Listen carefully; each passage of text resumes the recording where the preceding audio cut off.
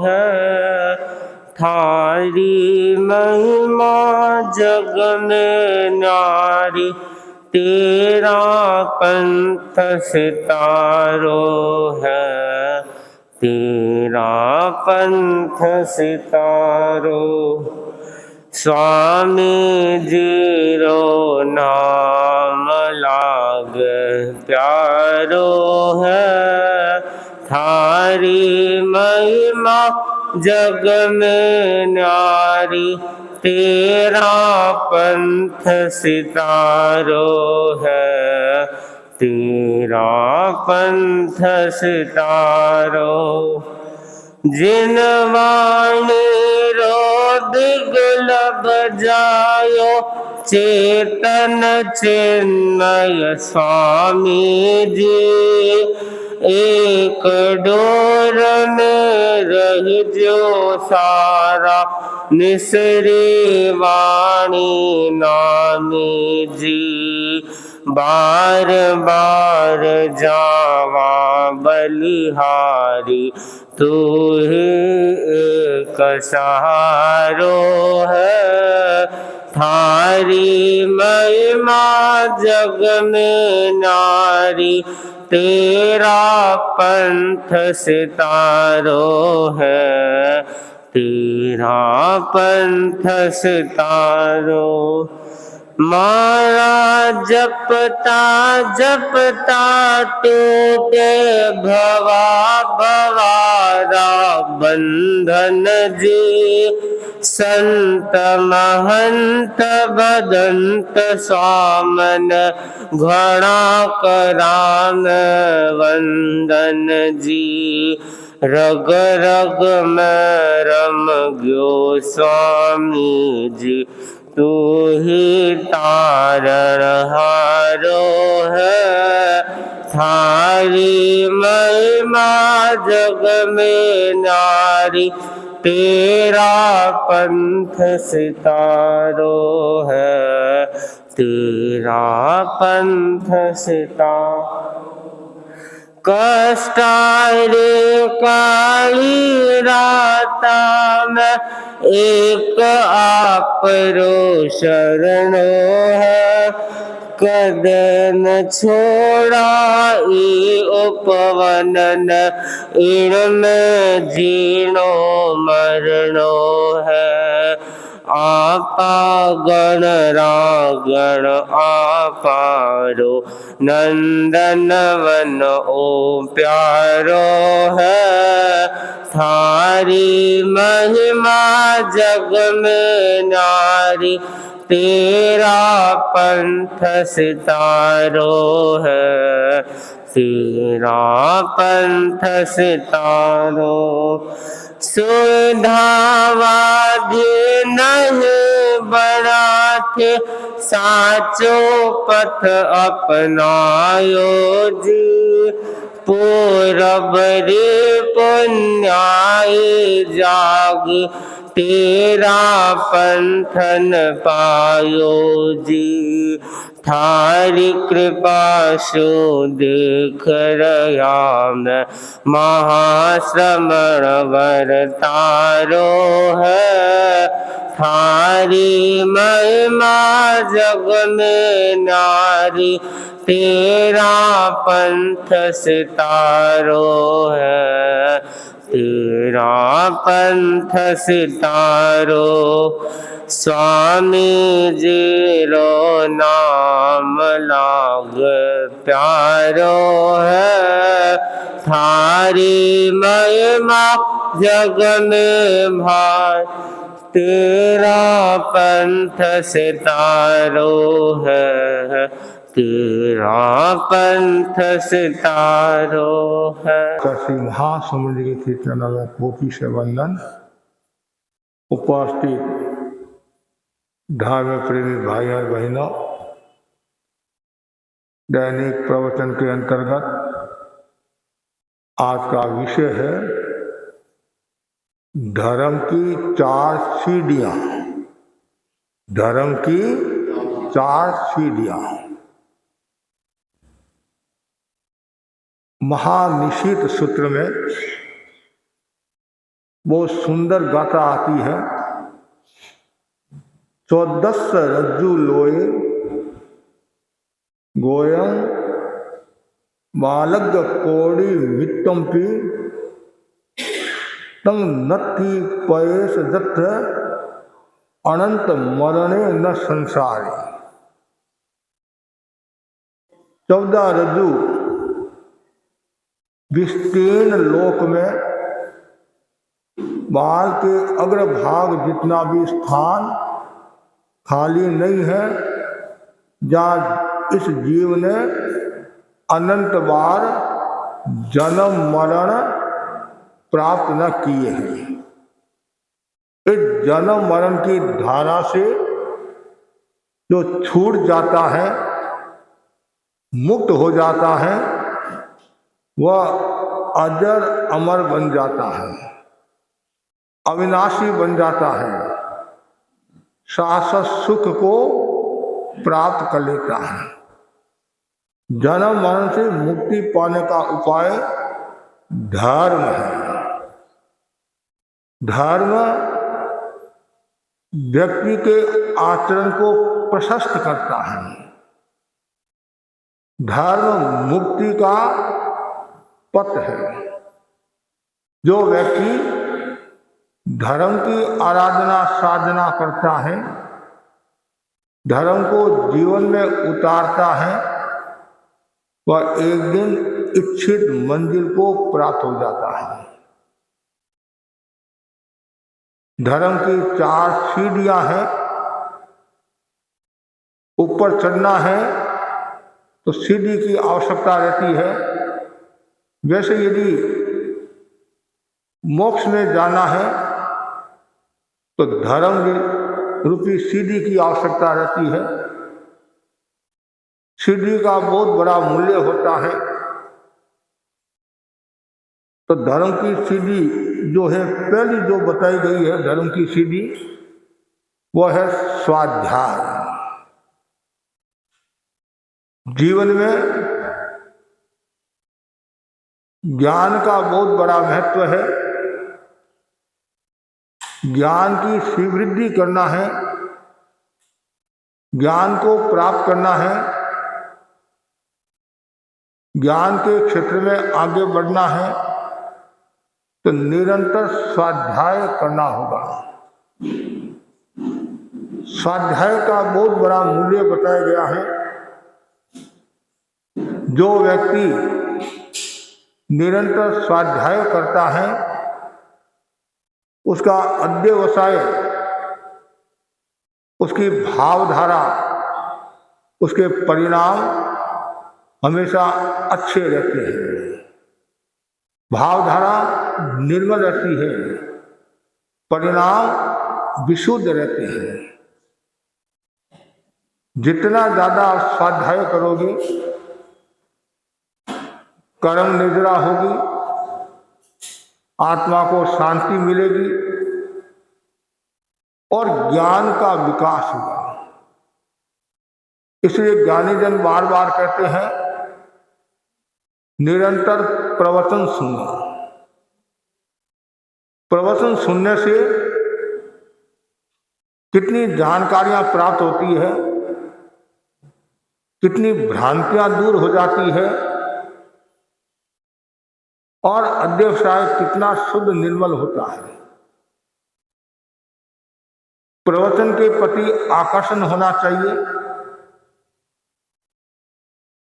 यदि आपके प्रवचन समझ में नहीं आता है, कोई बात नहीं, कम से कम भगवान की वाणी कानों में पड़ रही है, संतों के दर्शन हो रहे हैं,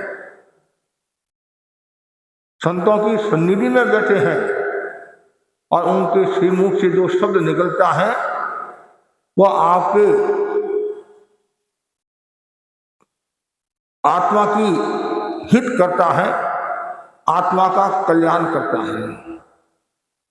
जब भी समय मिले सुबह का प्रवचन सुनना चाहिए और जितना ज़्यादा प्रवचन सुनोगे ज्ञान वृद्धि होगी, फिर स्वाध्याय करोगे और आनंद की अनुभूति होगी।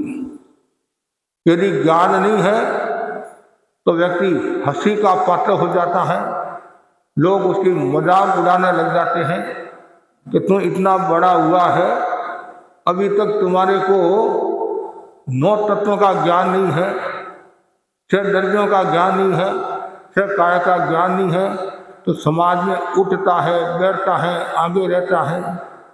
इसलिए सामान्य जानकारी सबको होनी चाहिए। 21-22 साल के बालक को मैंने पूछा तुम्हारे गुरु कौन है, पता नहीं है। मैंने कहा कभी गुरु के दर्शन किए? अब 5-7 वर्ष पहले जब गुरुदेव यहाँ पधारे तो मैं मेरी दादी के साथ गया था। अब बोलो इतना 22 साल का लड़का है करीबन, और वो कहता याद नहीं आ रहा है, याद नहीं है, नाम याद नहीं है। तो एक दृष्टि से वो हंसी का पात्र हुआ। तो जैन कुल में पैदा हुआ, तेरापन धर्म संघ में पैदा हुआ, और गुरु की फोटो तुम्हारे घर में है, और फिर तुम कहता है मेरे गुरु का नाम क्या है, मुझे पता नहीं है।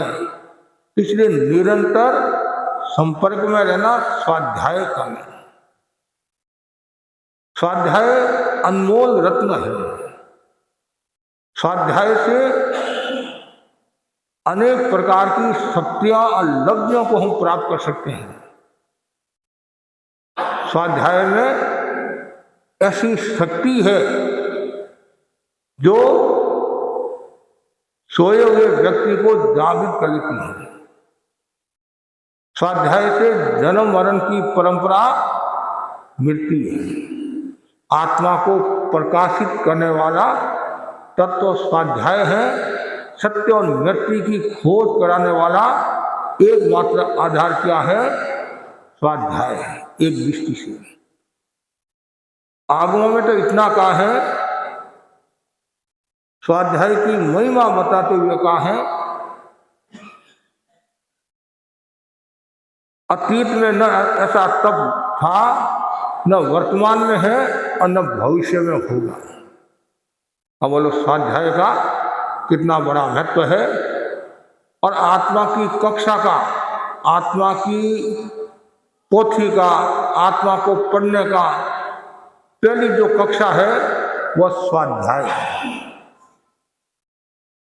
निरंतर स्वाध्याय करते जाओ। आज भी कुछ ऐसे लोग हैं जो खूब पुस्तकों का स्वाध्याय करते हैं, पुस्तकें पढ़ते हैं, आगमवाणी पढ़ते हैं, और जैसे जैसे वो पढ़ते हैं वैसे वैसे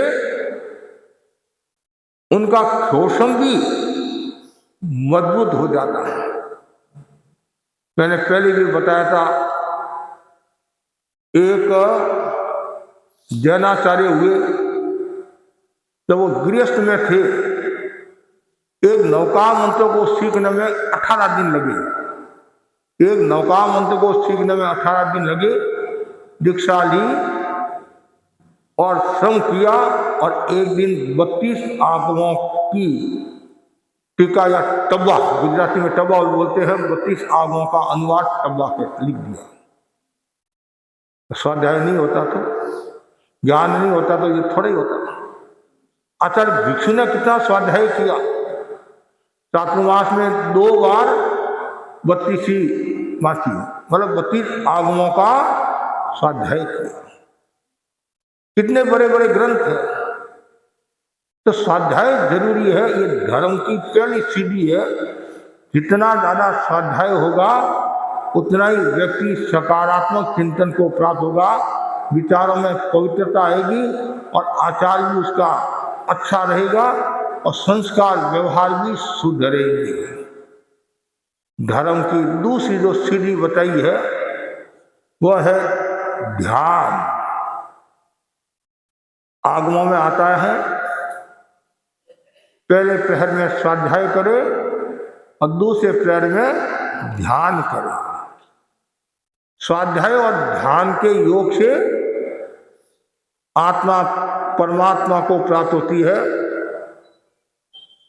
कितनी गहरी बात बताई। और ध्यान का बहुत बड़ा मूल्य है। हमने परसों भी ध्यान की चर्चा की थी। निरंतर ध्यान में रहो। जागरूकता बनी रहेगी। जितनी ज्यादा जागरूकता होगी, जितना ज्यादा ध्यान होगा, उतना ही ज्ञाता दृष्टा भाव का विकास होगा। जानने और देखने की शक्ति आपको प्राप्त होगी। ध्यान हर कोई व्यक्ति कर नहीं सकता है, स्वाध्याय कोई भी कर सकता है, प्रवचन भी सुन सकता है, जप भी कर सकता है, बातें भी कर सकता है, लेकिन आंख बंद करके अपने आप को देखना, ध्यान करना कठिन, कठिनतर, कठिनतम है। ध्यान की साधना सर्वोत्तम साधना है। ध्यान निधि है, ध्यान सिद्धि है, और ध्यान से व्यक्ति केवल्य को प्राप्त हो सकता है, केवल ज्ञान को प्राप्त हो सकता है। भगवान महावीर ने ध्यान और तपस्या के द्वारा घाती कर्मों को क्षीण किया। इसलिए निरंतर ध्यान की साधना होनी चाहिए। ऐसे ध्यान 4 प्रकार का बताया है: आर्त ध्यान, रौद्र ध्यान, धर्म ध्यान, शुक्ल ध्यान। ध्यान का अर्थ है किसी एक वस्तु पर मन को केंद्रित करना। ध्यान अशुभ भी होता है, शुभ भी होता है। हमें शुभ ध्यान का विकास करना है। और दूसरे शब्दों में यदि हम ऐसा कहें 4 ध्यान को, शैतान, हैवान, इंसान, भगवान। आर्त और रुद्र ये शैतान और हैवान है। धर्म ध्यान इंसान है और शुक्ल ध्यान भगवान है। शुक्ल ध्यान का जो तीसरा और चौथा पाया है, बहुत महत्वपूर्ण पाया है। और वहां ऐसी स्थिति बन जाती है, कुछ ही क्षणों में मोक्ष को प्राप्त हो जाती है। तो ध्यान अपने आप को जानने की प्रक्रिया है, अपने आप को समझने की, पहचानने की, देखने की शक्ति है। ध्यान से आत्मा का साक्षात्कार हो सकता है, और ध्यान के द्वारा हम अज्ञान, वासना, कषाय, आसक्ति, विषमता, इन सबको दूर किया जा सकता है, सबको मिटाया जा सकता है। इसलिए निरंतर ध्यान करो। हम सौभाग्यशाली हैं, भगवान महावीर ने ध्यान की पद्धति दी, ध्यान के बारे में बताया, उन्होंने खुद ने ध्यान किया। फिर गुरुदेव तुलसी की सन्निधि में आचार्य महाप्रज्ञ जी ने प्रेक्षा ध्यान का शुभारंभ किया। आज भी हजारों हजारों लोग प्रेक्षा ध्यान की साधना करते हैं, और आप लोगों को भी कहना चाहूंगा, कम से कम 10 मिनट सबको ध्यान करना चाहिए। और गुरुदेव महासमुद्र जी ने इस वर्ष को प्रेक्षा ध्यान कल्याण वर्ष घोषित किया है। आचार्य महाप्रज्ञ जी ने इतना बड़ा अवदान दिया, संसार को एक अनुपम देन दी है। तुम्हारा नैतिक कर्तव्य है स्वयं ध्यान करो और दूसरों को ध्यान करने की प्रेरणा दो, अच्छे प्रशिक्षक बनो, और उसके लिए शिविर की साधना करो। ध्यान से अनेक रोगों का उपशमन किया जा सकता है। आदि व्याधि उपाधि से मुक्त होकर व्यक्ति परम समाधि को प्राप्त कर सकता है। ध्यान ऊर्जा है, शक्ति है। यह दूसरी सीढ़ी हुई। तीसरी जो सीढ़ी है वह है जप, जप। जप दो लघु अक्षरों से निष्पन्न हुआ है और इसका अर्थ है वो विराटता का दर्शन कराने वाला है। जकारो जन्म विच्छेद, पकारो पाप नाश के। ज है जन्म का विच्छेद करने वाला है और प पाप का नाश करने वाला है। लघु अक्षरों से निष्पन्न। और जप की साधना हर कोई व्यक्ति कर सकता है। कुछ लोग नौका मंत्र का जप करते हैं और नौका मंत्र का जप बहुत पावरफुल है।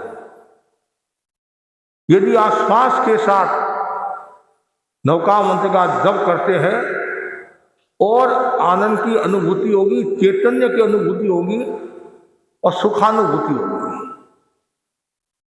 श्वास लिया, नमो अरहंताणं। सफेद रंग का ध्यान ज्ञान केंद्र पर कुछ क्षण रुको, अनुभव करो। फिर श्वास लिया, छोड़ा, नमो सिद्धाणं। दर्शन केंद्र पर लाल रंग का ध्यान, वहां कुछ क्षणों को और अनुभूति करो। श्वास लिया, छोड़ा, नमो आयरियाणं। विशुद्धि के अंदर पीले रंग का ध्यान, अनुभूति करो। श्वास लिया, छोड़ा, नमो उवध्यायाणं। आनंद के अंदर पर हरे रंग का ध्यान, हरे रंग की अनुभूति। और श्वास लिया, छोड़ा, नमो लोए सव्वसाहुणं। स्वास्थ्य के अंदर पर नीले रंग का ध्यान। कुछ क्षण रुको, 21 नौका मंत्र गिनो, 25 नौका मंत्र गिनो। श्वास के साथ आचार्य महाप्रभु जी फरमाते थे बहुत बड़ी शांति मिलेगी, चंचलता समाप्त होगी, एकाग्रता का विकास होगा और निर्विकारता का विकास होगा। विकार जाएगा, जो राग द्वेष क्रोध आदि का जो विकार है वो दूर होगा। जप का बहुत बड़ा महत्व है। अनेक महापुरुषों ने ग्रंथ लिखे, तो ग्रंथ का जो प्रथम अध्याय है, पहला जो अध्ययन है, उसका नाम ही जपू जी कर दिया। जपू जी, गुरु नानक ने ग्रंथ लिखा, पहला नाम ही जपू जी।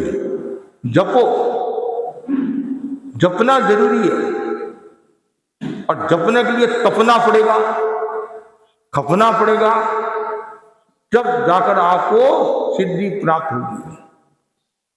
लेकिन बहुत कम ऐसे व्यक्ति हैं जो तपते हैं, खपते हैं। ज्यादातर तो तपाने वाले मिलेंगे। लेकिन ज्ञानी जन कहते हैं मक्खन पाना है, घी पाना है, नवनीत पाना है, सत्य को पाना है, तो आपको तपना पड़ेगा, जपना पड़ेगा, खपना पड़ेगा। जपो, नौका मंत्र का जाप करो, ओम भिक्षु का जाप करो, अस्या उषा नमे का जाप करो, ओम अविराशी को नमे का जाप करो। ये इतना याद नहीं होता है हर किसी को। तो नमो सिद्धा, नमो सिद्धा, नमो सिद्धा, और सिद्ध हो जाओगे। तो बहुत जरूरी है निरंतर जाप का क्रम चले। मैं तो बार बार श्रावक समाज को कहता हूं 10 मिनट सामूहिक जाप घर में होना चाहिए नौका मंत्र का। इससे क्या होगा, नेगेटिव एनर्जी जाएगी और पॉजिटिव एनर्जी का विकास होगा। जो परिवार में जो दूरियां हैं, जो भ्रम है, शंकाएं हैं, वो दूर होगी और साथ में बैठोगे, आत्मीयता बढ़ेगी, सौहार्द बढ़ेगा, प्रेम बढ़ेगा, शक्ति मिलेगी। बंद मुट्ठी लाठी बोलते ना, कितना महत्व की बात है। इसलिए निरंतर जाप, हम कोई भी शुभ काम करते हैं नौका मंत्र का जाप करते हैं। कष्ट आता है तो भी नौका मंत्र का जाप करते हैं। गृह प्रवेश होता है तो भी नौका मंत्र का कुछ लोग जाप कराते हैं। या और भी कोई काम होता है, बाहर जाते हैं, दुकान जाते हैं, नौका मंत्र का जाप। क्यों? ये पावर है देने वाला, शक्ति देने वाला। ये नौका मंत्र जिन शासन का सार है और 14 पूर्वों का उद्धार करने वाला है। नौका मंत्र में इतना प्रभाव है, सूली सिंहासन हो जाती है और अग्नि भी बुझ जाती है। तो जप करना, जितना ज्यादा जप कर सको उतना करना चाहिए। कुछ लोग जप की विशेष साधना भी करते हैं, मंत्र की विशेष साधना भी करते हैं।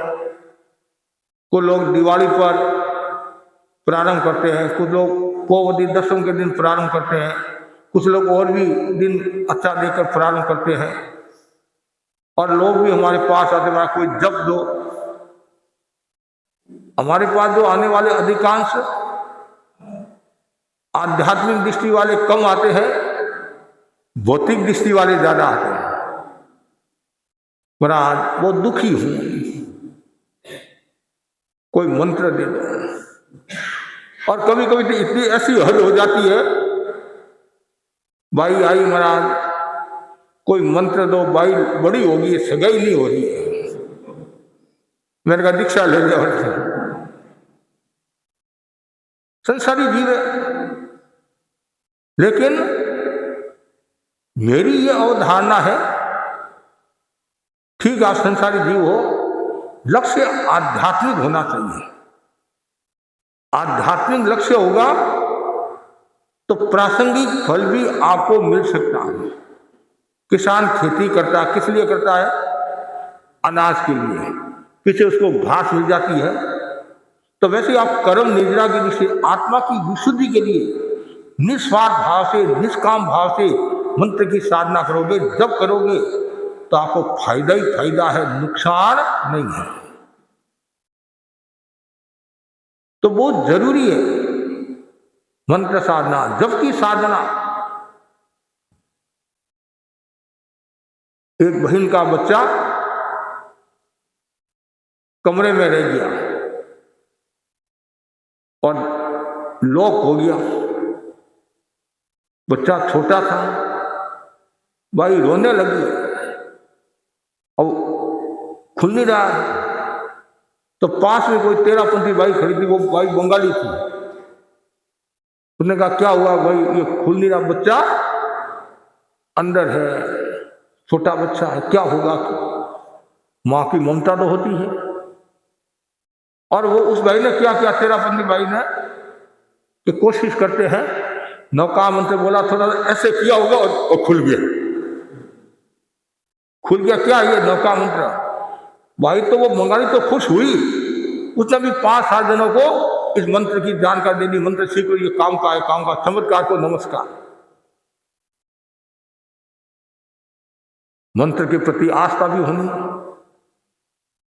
खाली मंत्र लेने से, जाप करने से कुछ नहीं होता है, उसका अर्थबोध भी ध्यान में होना, एकाग्रता भी होना, गुरु से मंत्र लेना, गुरु के प्रति श्रद्धा रखना, आत्मा के प्रति श्रद्धा रखना। तो इसलिए निरंतर जप करो। सुबह उठने के बाद सबसे पहले नौका मंत्र का जप करो, ओम भिक्षु का जप करो, और कोई जप करो, आध्यात्मिक जप करो। तो ये धर्म की तीसरी सीढ़ी है जप। और धर्म की चौथी जो सीढ़ी वो क्या है? तप।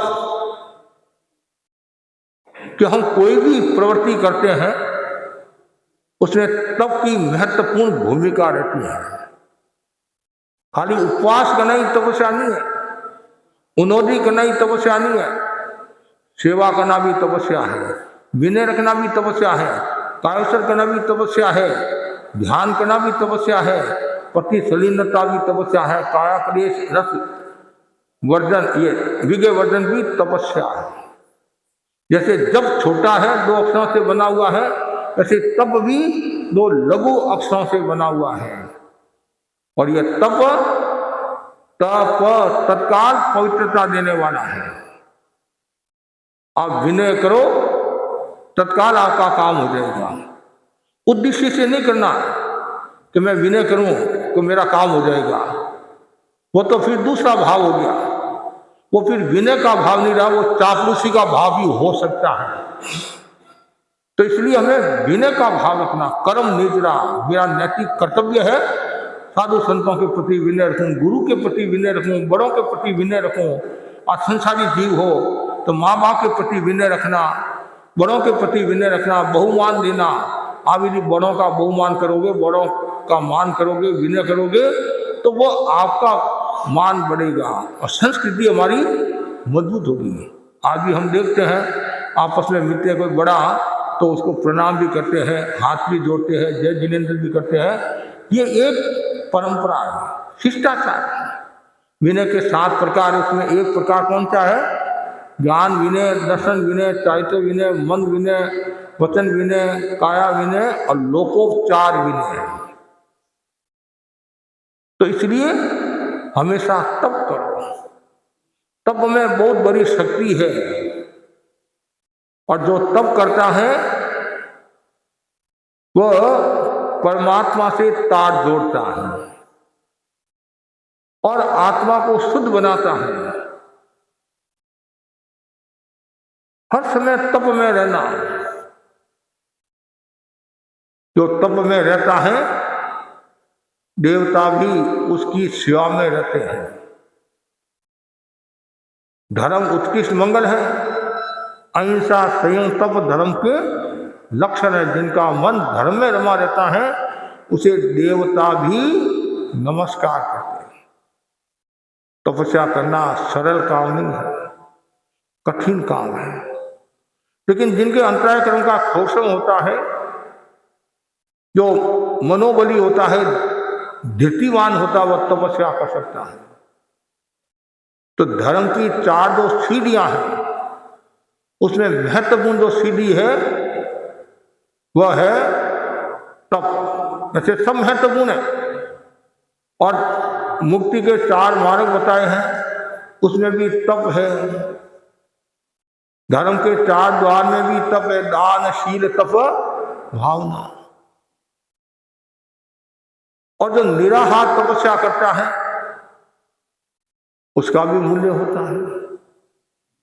और विवेक के साथ तपस्या करता है, आहार का सेवन करता है, इंद्रियों का सेवन करता है, उसका भी मूल्य है। ये 4 सीढ़ियां बहुत महत्वपूर्ण है। निरंतर स्वाध्याय में लीन रहो, ध्यान की साधना करो, जप की साधना करो और तप की साधना करो। आपसे उपवास नहीं होता है। यदि आपने समता धारण कर ली तो भी बेड़ा पार हो जाएगा।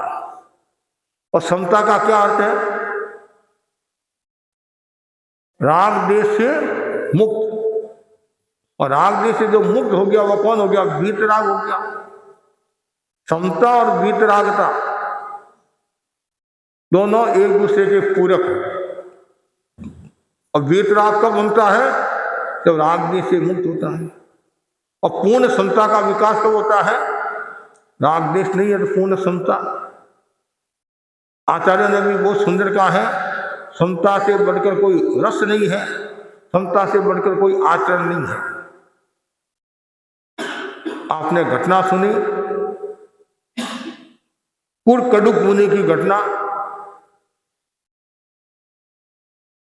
दीक्षा ली और जिस संघ में उसने दीक्षा ली उस संघ में सब तपस्वी संत थे। 4 महीना की तपस्या करने वाले, 2 महीना की तपस्या करने वाले, 1 महीना की तपस्या करने वाले और छोटी मोटी तपस्या करने वाले। लेकिन कुरकडुक मुनि ऐसा था जो तपस्वी नहीं था। आपकी भाषा में सामान्य क्या बोलते हैं, जो मांस हवन करता वो तपस्वी। तो कुरकडुक मुनि से उपवास भी नहीं होता था। एक बार आचार्य धर्मघोष ने चतुर्दशी के दिन प्रवचन में पहले दिन प्रेरणा दी, कल चतुर्दशी है, सबको उपवास करना है। आचार्य यदि प्रेरणा देता है तो उसका प्रभाव एक अलग होता है, अतिशय होता है, पुण्य होती है, संघ के मालिक है, अधिशास्ता है। तो दूसरे दिन हजारों लोगों ने उपवास किया, चौमासा की 14।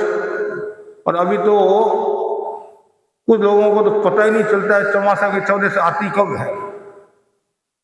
और चौमासा की 14 के दिन लोग घूमने के लिए जाते हैं कि महाराज हमारे को पता नहीं था, तो पता करने से होता है। तो दिन का भी अपना महत्व होता है।